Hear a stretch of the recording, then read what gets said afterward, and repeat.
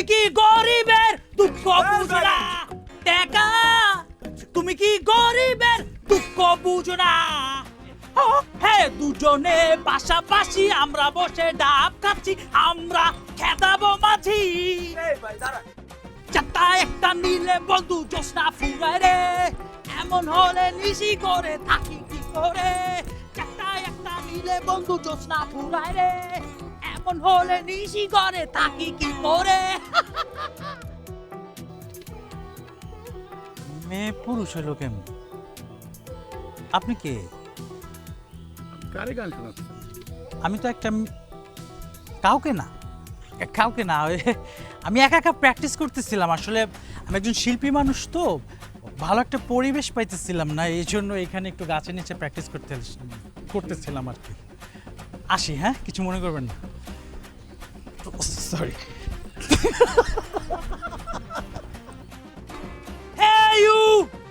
আমি C you JMD জানো তুমি হে দুজনে ডাব কাছি মিলে আমরা পাশাপাশি খেদাবো আমরা মাঝি এই ভাই দাঁড়ান মিয়া কি বেসুরা গলায় গান গাইতেছেন আর আপনি এই এলাকায় কই থেকে আইলেন আপনি তো এই এলাকায় আগে কখনো দেখি নাই ভাই এখান থেকে 1 মাইল দূরে গিয়া গান গান ঠিক আছে যেখানে পশু পাখি মানুষ কিচ্ছু নাই আর আপনার এই বেসুরা গলার আওয়াজ যাতে আমার কানের আশেপাশে না আসে জান তো ভাই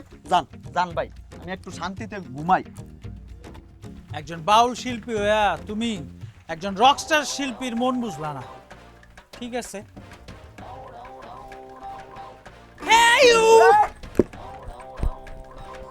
ওই যে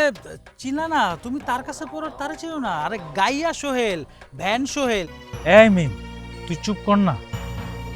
ভাইয়া তুমি কিছু মনে করো না ওর কথা হ্যাঁ তুমি যেহেতু হেল্প করতে চাইতেছো হেল্প করো কোনো অসুবিধা নেই কিন্তু আরেকটা কথা আমাকে চিনো যদিও তুমি না আমাকে চিনো তুমি না চিনলেও পুরো ওয়ার্ল্ডের মানুষ আমাকে চিনে আই এম রকস্টার শরীফ শিল্পী গান গাই এক কাজ করো তোমার সাথে আমি একটা সেলফি তুলে পোস্ট করে দেই তুমি ভ্যান সহ ভাইরাল হয়ে যাবা ফোন কো এমনি একটা তুলে দেখা যায় Ready? না যাই? এক কাজ করি তুমি যেহেতু আমাদেরকে হেল্প করতেছো তোমার সাথে আমি একটা ছবি তুলবো তুলে ফেসবুকে পোস্ট করবো ভ্যান সহ তুমি ভাইরাল হয়ে যাবে আসো সরি দাদিমা ইম্পসিবল